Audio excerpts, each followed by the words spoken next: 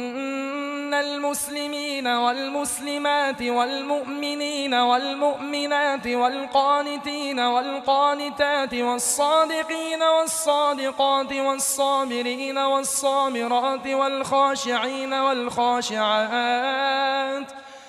والخاشعين والخاشعات والمتصدقين والمتصدقات والصائمين